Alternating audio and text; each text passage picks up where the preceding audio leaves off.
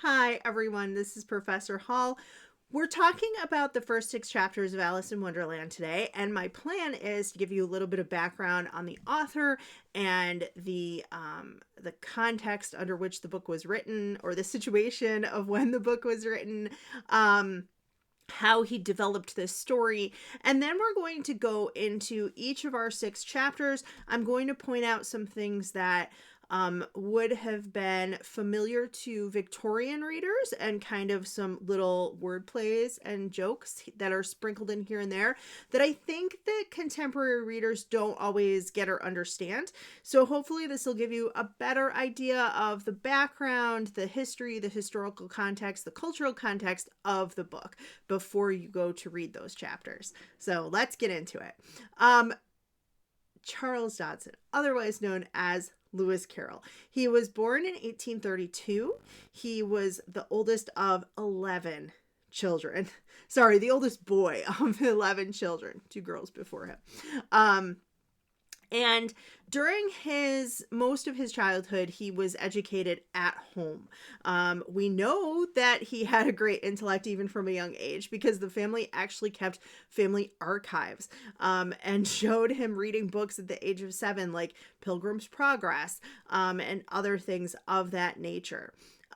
He was eventually educated to become a deacon in the Anglican Church. He chose not to advance from that role to become a minister, instead choosing to work as a mathematician, although most of his mathematical work is not as well known as his literary work.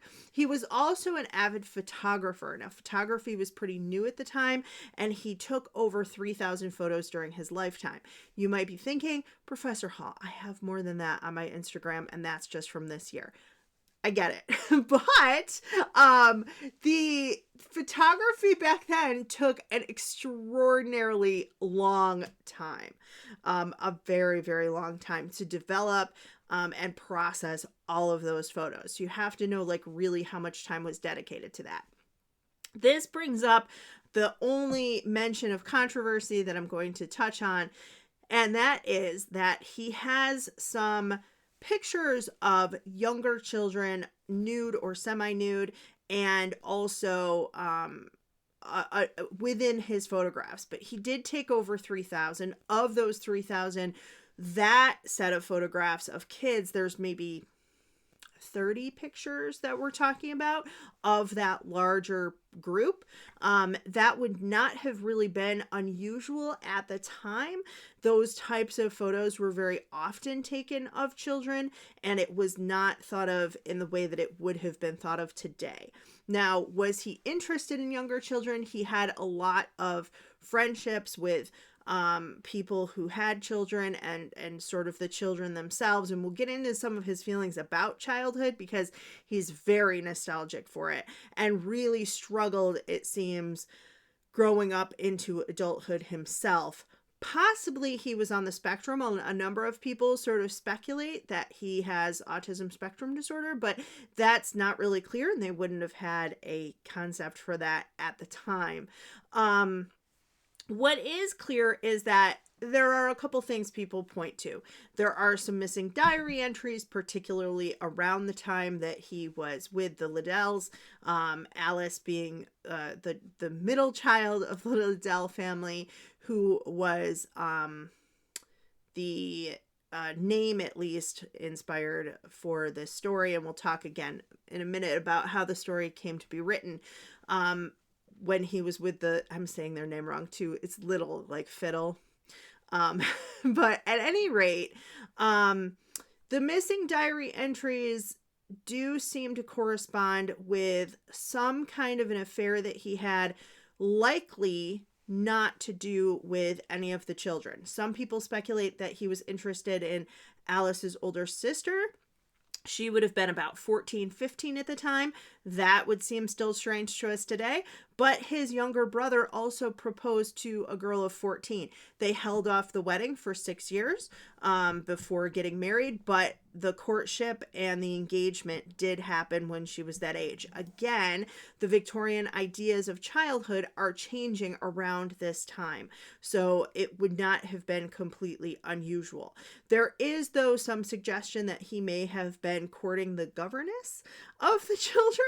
And his own writing, he makes some mention in his diaries of committing the sin of David, which in the Bible has to do with an adulterous affair that David has with a married woman. So I think that's probably more likely than any sort of impropriety with the children themselves. Many of the children he did not keep in touch with past them growing up, but that also is because they moved. He became a very well-renowned literary figure, all of that kind of thing. And the littles, he did still keep in touch with their parents. So I don't think that there would have been anything possibly going on with the children that the parents would have then still kept him in their social circle. But we're never going to know. That's what it comes down to. So, at any rate, with all the photos, he's also writing, right? He's writing stories, poems, plays from a very young age. He and his siblings would put on little puppet shows, and a couple of those little manuscripts still exist here and there. And then we come to the writing of this book. So the book starts with a poem. All in the golden afternoon, full leisurely we glide, both our oars with little skill by little arms are plied, while little hands make vain pretense of wanderings to guide. Ah, cruel three! In such an hour, beneath such dreamy weather, to beg a tale of breath too weak to stir the tiniest feather. Yet what can one poor voice avail against three tongues together? Imperious Prima flashes forth her edict to begin it. In gentler tones, Secunda hopes there will be nonsense in it, while Tertia interrupts the tale not more than once a minute. So this is referring to a boat ride that Carol took with the three little girls. We have the word play, which we're going to see throughout the book. Little skill, little arms, little hands. There's three girls. Their last name is Liddell or Little. And we have little with two T's 3 times in the first stanza of this poem. I didn't read you the whole poem because it goes on and on and on from there. But what is happening? They're gliding with the oars and the boat. He takes them to a little island, and it's dreamy, and his voice is very weak. Carol spoke with a stammer, and later he died from pneumonia, and he struggled with some health issues throughout his life. So he has a very soft voice, and also he stammers a bit, and that sort of thing. But he can't avail against these 3 little girls begging him for a story.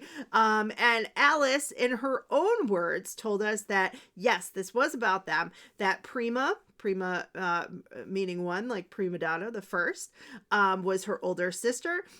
Secunda is herself. So Lorena, the older, Alice is Secunda, and then Edith Mary, the third, Tertia, is the interrupter of the tale. So that is basically how this story started. That Carol is sort of telling stories as like little fairy stories to entertain the girls and putting a little nonsense and whimsy into it. And then the story starts to take shape. He talks to his family friend and literary mentor, George MacDonald, another author of this time who wrote The Princess and the Goblin. MacDonald reads the incomplete manuscript, which is Alice's Adventures Underground. He reads it to his children, and they love it. And then he encourages Carol to seek publication. So Carol, beyond that, is sort of an interesting character to me. He was, as I said, studying for the ministry. His faith sort of does shape his storytelling. Alice in Wonderland is not religious. Very very purposefully so.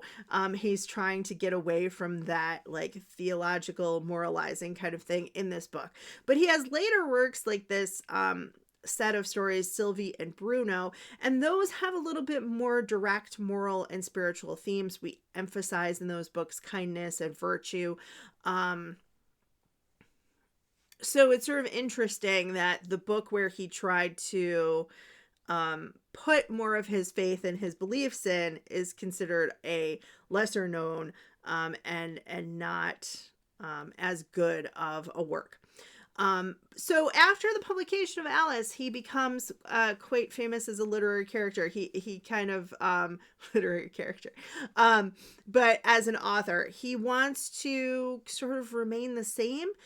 He does publish the sequel, which is a little bit darker, Alice Through the Looking Glass, and then basically he just keeps living his life. He teaches at Christ Church until 1881 and remains in residence there until his death, teaching mathematics. He died of pneumonia, as I said, and in 1898 at his sister's home. So an interesting life, but also a quiet one, which is also sort of interesting to me. For Alice's part, many people want to know about her. She married Reginald Hardgreaves. Before that, she seemed to have some romance with England's Prince Leopold. So the youngest son of Queen Victoria. They met at Christ Church when he was an undergraduate. The Queen, very obviously, didn't want him to marry anyone other than a princess, and Alice's mother agreed. But Alice wore a gift from the prince on her wedding gown. She named her second son Leopold. He married a princess and named their daughter Alice. And he was also the godfather to Leopold. So they did still have a friendship after their doomed romance. Alice also had a third son, Caryl, Caryl. She claimed that was not after Lewis Carroll, and yet many people think maybe it was. So the description of Alice that Carroll gives is a loving child. He calls Alice the character, his foster daughter. He thinks of her as being courteous to all, high and low, grand or grotesque, king or caterpillar, even as though she herself were a king's daughter. Clothing, rod of gold, trustful, ready to accept the wildness and possibilities with an utter trust that only dreamers know. And lastly, curious, wildly curious, and with eager enjoyment of life that comes only in the happy hours of childhood, when all is new and fair, and when sin and sorrow are but names, empty words signifying nothing. You can see in that description that he gave when asked about the character, really his depth of love for this concept of childhood. And again, we have this Victorian romanticized, idealized idea that childhood is this sort of perfect time of innocence and as with Kenneth Graham, right? A golden age. So the book itself. Chapter 1. Alice is on a riverbank with her sister. She sees a white rabbit talking to itself. She thinks, that's very interesting. And she falls down this very long rabbit hole, which is basically like a tunnel filled with all these little bibs and bobs. She tries to sort of recite some facts because she's thinking to herself throughout the fall, and then enters a hallway and begins the process of growing and shrinking, eating things and drinking things. And that's going to be a motif, a repeated element throughout the book. So what are some things to note in this first chapter? Number 1, Alice's sister is reading a book with no words and no pictures. I'm sorry, no dialogue and no pictures. It, of course, has words. The book is sort of bookended by Alice's sister. So we have her in this very brief beginning.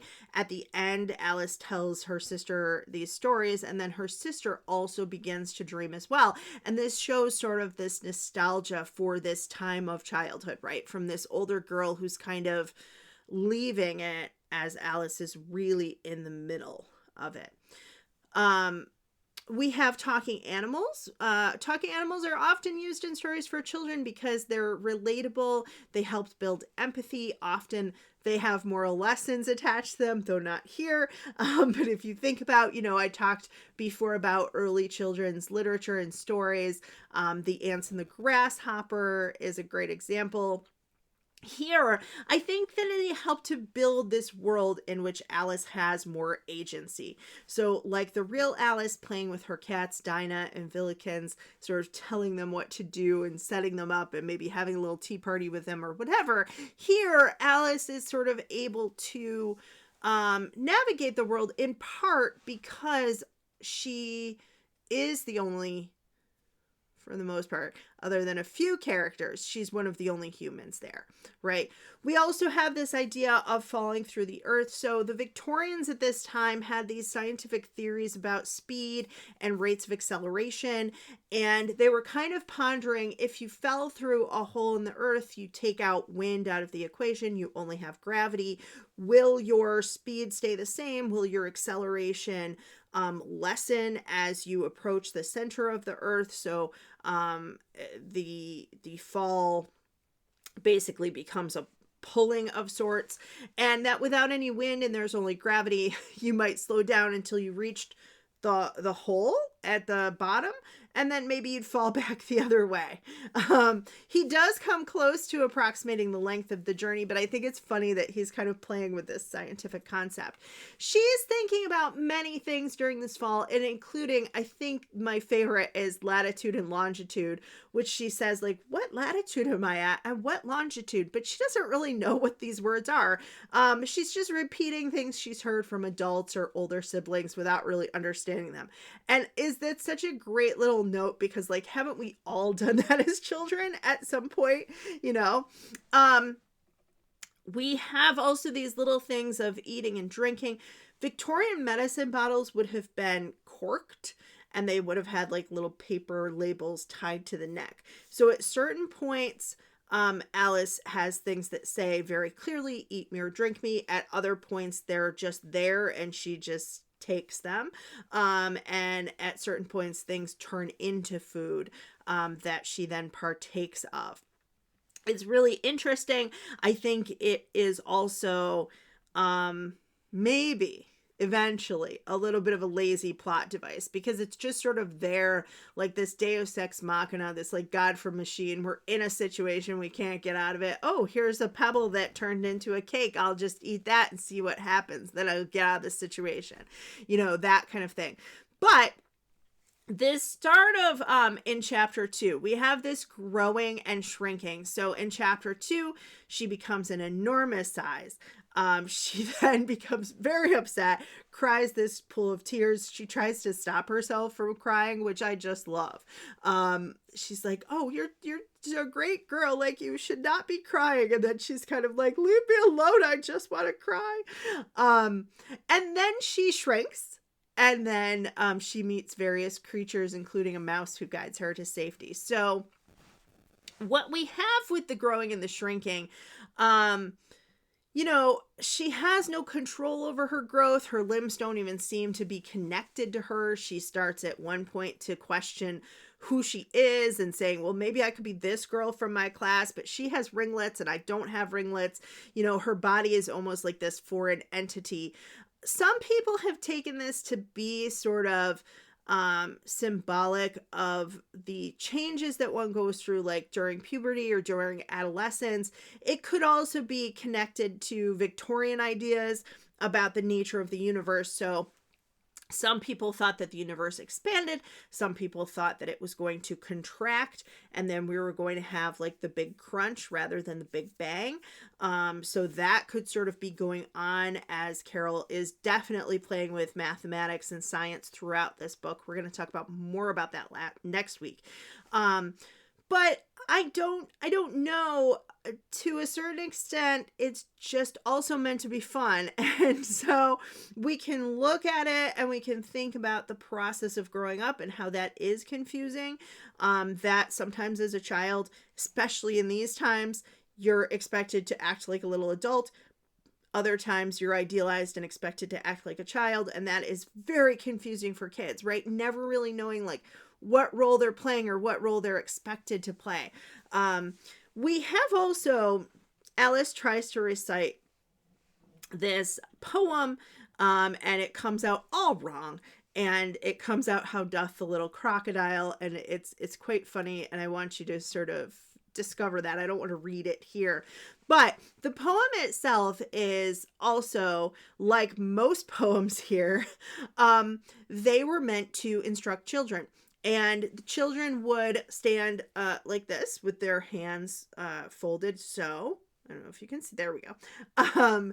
To decrease fidgeting and to be proper and to stand the right way, and then they would recite these poems, many of which are lost except for the fact that Lewis Carroll made fun of them. So this How Doth the Little Crocodile is a parody of Isaac Watts' poem. Isaac Watts is also known for writing the hymn "O God Our Help in Ages Past," and this poem is from 1715, and it's against idleness and mischief. And it goes like this. How doth the little busy bee improve each shining hour, and gather honey all the day from every opening flower? How skillfully she builds her cell, how neat she spreads the wax, and labors hard to store it well, with sweet food she makes. In works of labor or of skill I would be busy too, for Satan finds some mischief still in idle hands to do. In books or work or healthy play let my first years be passed, that I may give for every day some good account at last. So what do we see here? Against idleness and mischief. Don't be idle. Don't be lying around, which again, what was Alice doing in the first chapter? Lying around, not wanting to look at a book without pictures in it, right? So she is doing exactly what poems like this tell you not to do. And Satan will find mischief if your hands are idle, and you must have healthy play and work, and then good books, right? And in the first years, that's what childhood is for, so that by the end of your life, you can give a good account for it. So instead, Carol chooses this lazy, slow-moving crocodile, which is so far away from the busy bee, and I love it. I love it so much.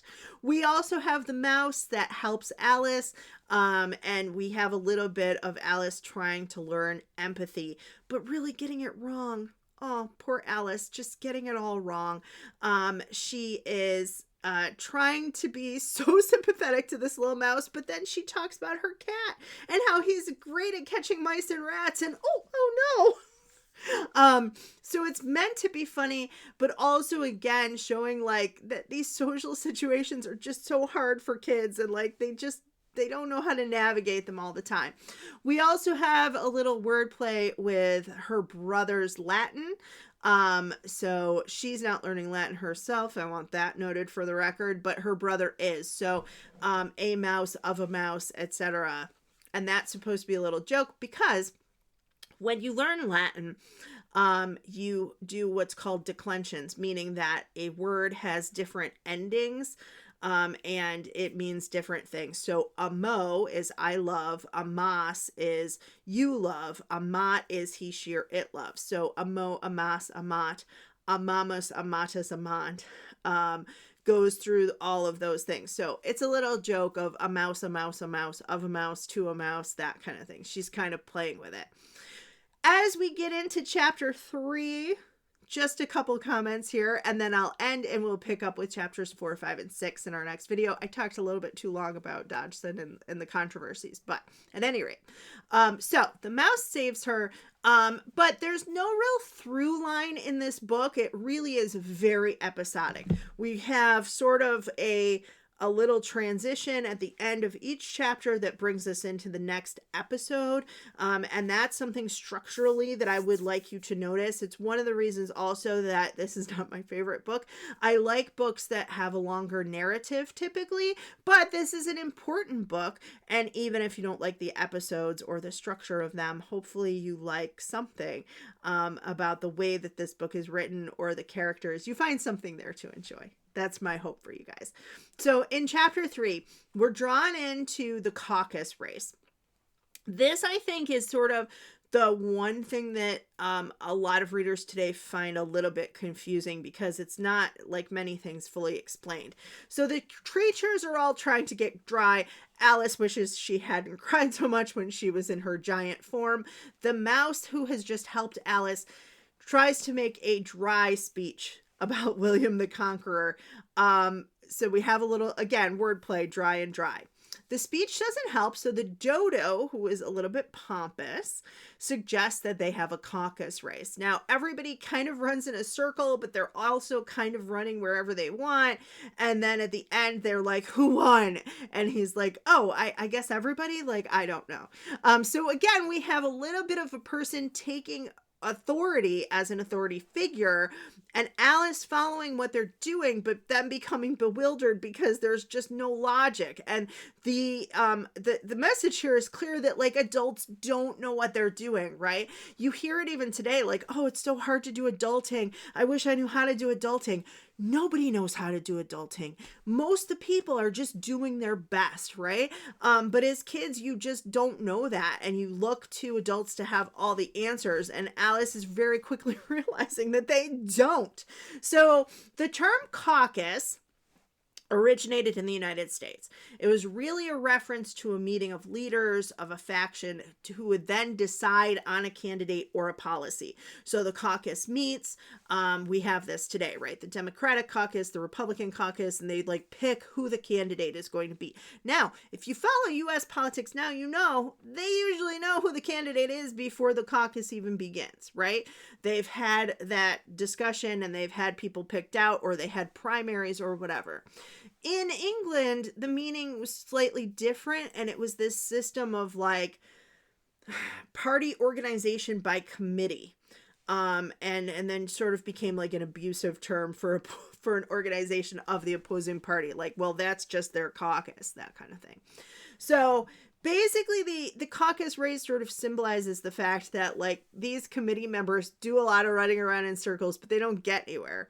Everybody just wants that political like prize, kind of like the brass ring on the merry-go-round. They're just going in circles. If you've ever been in a meeting with a bunch of administrators, you know what that's like. They're just talking and talking and talking. Nobody's ever getting anywhere.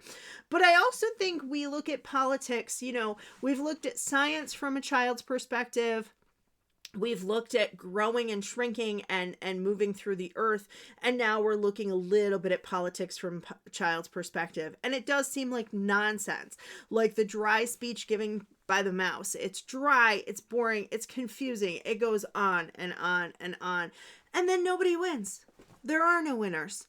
Or everybody wins, or who cares, because it doesn't make any sense.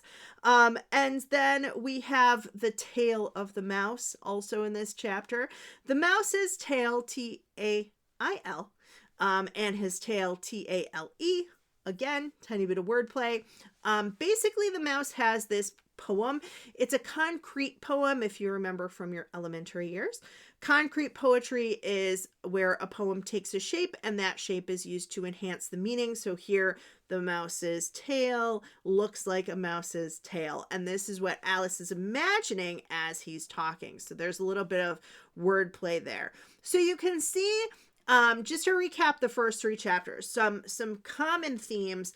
The idea of these confusing things in childhood being reflected in Wonderland. Alice at the beginning is going to be very, very confused. Toward the middle, she starts to gain a little bit of agency, and then she has a lot more agency by the end. That's going to be important in terms of her character development. We also have a lot of math in there, a little bit of science, a little bit of literature, bad literature that we're making fun of, but nevertheless literature. And we have a lot of wordplay, and then some making fun of politics as well. So look for authority figures. We're going to talk more about them in the next section, who are ridiculous.